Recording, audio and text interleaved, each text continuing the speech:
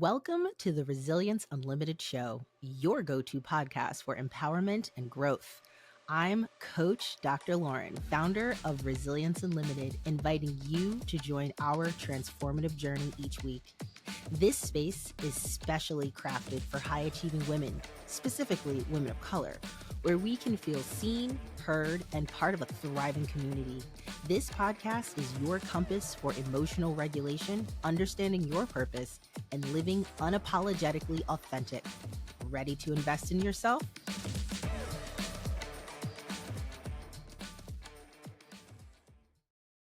Welcome back. Here I am. I'm here with another tidbit, piece of advice, inspiration, if you will. So, if you are new to the show, thank you for popping in, listening, watching, whatever works for you. As you know, if you are a dedicated listener, you know that I am not posting as much as I used to. If you've been following me for years, you know that my previous podcast was called the Dyslexia Mom Boss Podcast because literacy is my other field of expertise. So neurodiversity is my whole field of expertise. But I was dropping episodes weekly because I felt it was imperative for parents to understand dyslexia, understand how to navigate that space in the public school system. So I had a variety of guests. Now that I have shifted the content of this podcast to more focusing on resilience and ADHD, I'm few and far between as to when I drop episodes. And a lot of it is because I'm growing in who I am as a business owner, as a neurodiverse human being. And sometimes I just don't feel moved to create content, to put it out there. But when things are happening to me in real time, I know that they're happening to other people. And in the past, I used to keep it to myself. I just used to assume, I always say suffer in silence. I used to think it was just me and nobody else. Well, now I have understood and accepted that sometimes whistleblowing is the way to go. Sometimes you need to just put it out there, say it, even if it's uncomfortable, it's going to connect with somebody else. And I am confident that the universe always brings me the right people and connects me with who needs to hear this content or who needs to sign up for a discovery call or whatever it might be. So here it is. Today's topic is all about advocating for yourself. I had a situation that happened a few days ago in which that I felt very overwhelmed. And when you are a business owner, it can be very overwhelming. But when you are a business owner with ADHD and you are a sole proprietor business owner and you don't have a team of people and you're also a mom, it can be incredibly overwhelming to just get tasks done. And I've been feeling lately, it's been like whack-a-mole. Every time I open up my email, it's like more emails. And I'm like, I thought I responded to that. And, writing reports for clients and making sure that I am showing up to calls and making sure that I'm following my calendar. And so two situations have happened. One, I will give the first one, which isn't so much of a big deal because this is just a constant repetitive thing that I always need to do. I am someone that lives by my calendar. I have a client who says the same thing. If it's not on my calendar, I'm not there. And so I have a hard time when I'm networking with people and I say, hey, I would love to learn more about this or that or how we can collaborate. Here's my calendar. And I get a complete blatant ignoring of the calendar. And it's like, when are you free? And I'm like, are you fucking kidding me right now? Like, I gave you my calendar. You find when you're free and find a time on my calendar. And I think what drives me bonkers is first and foremost, there are so many time zones. I don't know where the hell you live. Okay. I don't know what's going on. So Calendly is my best friend. Because what it does, if you're not familiar with this, is you schedule a time and it populates to your time zone. So all you need to do is get those reminders on your phone or email and check your calendar and boom, show up. And that's how I've been functioning, honestly, the last 3 years in my business. I have to have a calendar. I have many calendars for different things. So when I was communicating with someone about a networking conversation, it was, well, I'm free these dates. And I would say, please kindly click the calendar link. well, I'm available these dates. And then I would have to firmly advocate for myself and say, I live by my calendar. If it's not on there, then I will not show up. So if you'd like to meet, please kindly click the calendar. So in the past, I would feel uncomfortable saying that because I didn't want to hurt their feelings, when really has nothing to do with hurting anybody's feelings.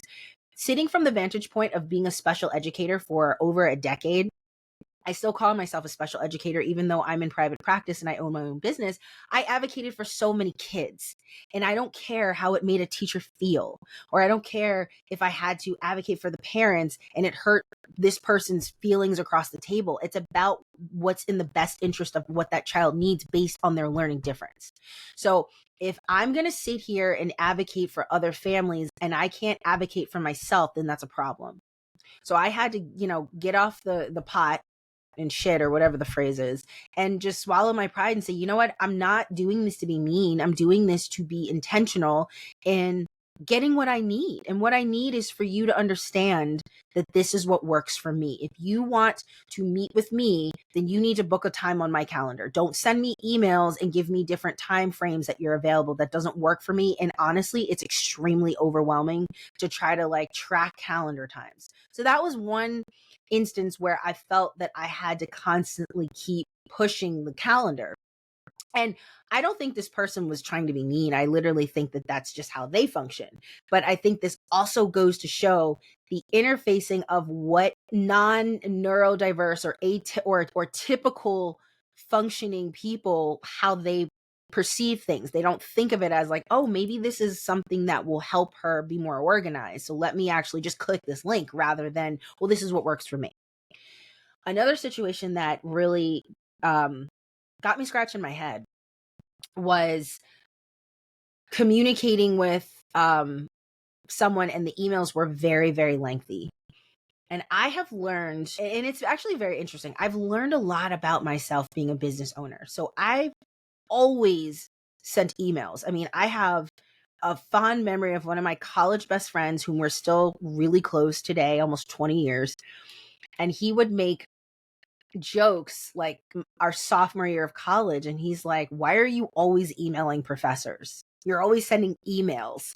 And I didn't realize, but I was always sending emails. I always needed to write out my thoughts or communicate my thoughts. And I think as I progressed in my career, being an educator, I'm an over communicator. I like to make sure communication's clear. I like to make sure that everyone understands what's going on, what's prepared, all that. And I think a lot of that is my own accommodation of making sure I understand what's the trajectory, what's coming next. And also it kind of squelches my anxiety too, to know, okay, here are the next steps, right? And so being a teacher, I was always very good with my emails, always very good with organizing and all of that. But then once I became my own business owner, and I have two different sections in my business, which, is the literacy dyslexia side and then the ADHD coaching side, I have two separate email addresses for different services so I don't confuse potential clients or clients in general.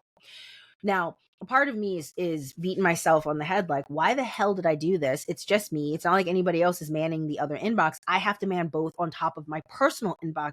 And over the years, it's gotten to be incredibly overwhelming. And so my coping strategy is, minimal emails, or, hey, can we just hop on a call?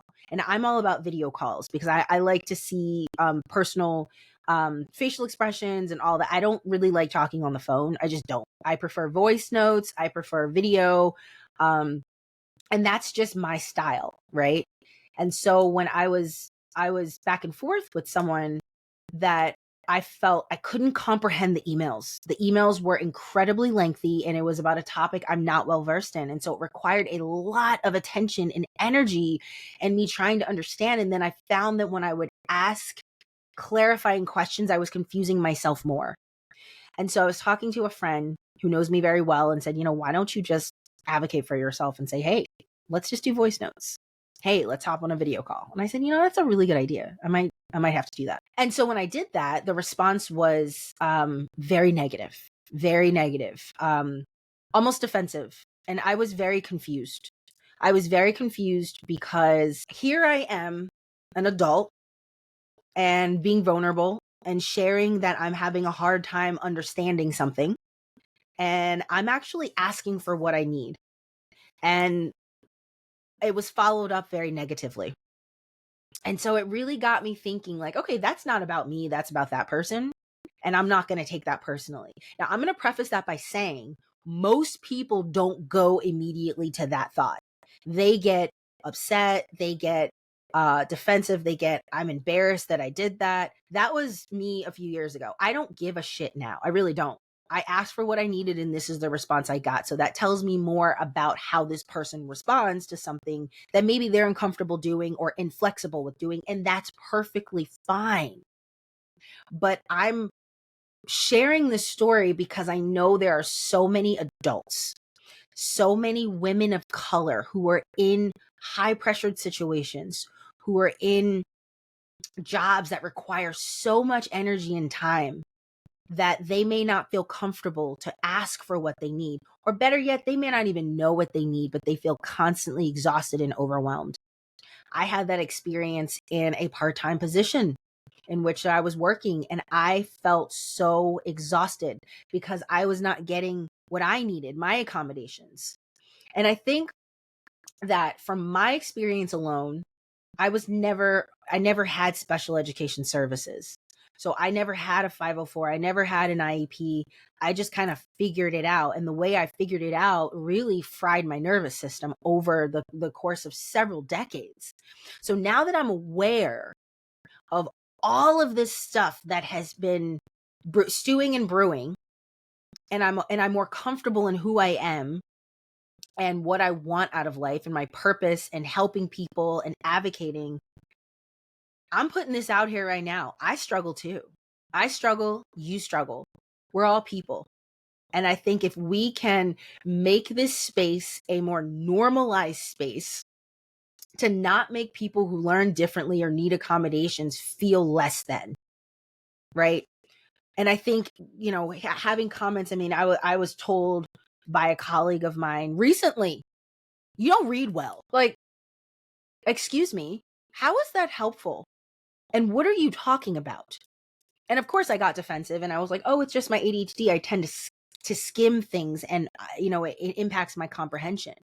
I know I can fucking read. I teach kids how to read. I mean, what kind of dumbass comment is that, right?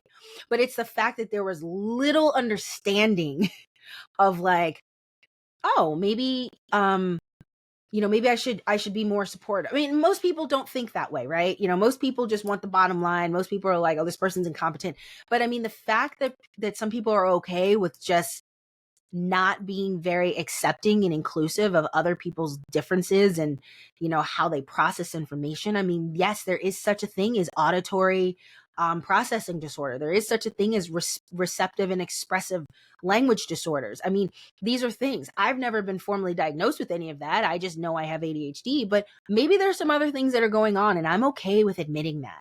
I'm okay with saying, you know what, I am smart, and I'm smart in my own way. It may not be in a way that you might think I'm smart, but I don't care what you think about me. I care what I think about me and what I'm doing in this world to make a difference and make a legacy. So with that being said, I'm going to pause this episode. I hope this resonated with you. If it didn't, I'm sorry, then change the channel. If it did, marinate on that. Reflect on things in your life in which that you either advocated for yourself and you got your bubble popped and your balloon deflated, and how did you respond to that? And how can you overcome it? Or maybe this episode is encouraging you to say, you know what, fuck this. I am going to advocate for myself and I don't give a shit what anybody thinks about me. Do it with pride. Because at the end of the day, you're the only one that's making the decisions for you. Either you stand in the way and you're your own worst enemy, or you actually do something about it and make a change and better yourself every single day. So that's all I've got for the Resilience Unlimited show this week. I will see you when I see you, ladies. And remember, stay resilient. Thank you for joining us this week on the Resilience Unlimited show. Be sure to hit subscribe wherever you get your podcasts. Subscribe on our YouTube channel and follow us on social media. See you next week, divas. And don't forget, stay resilient.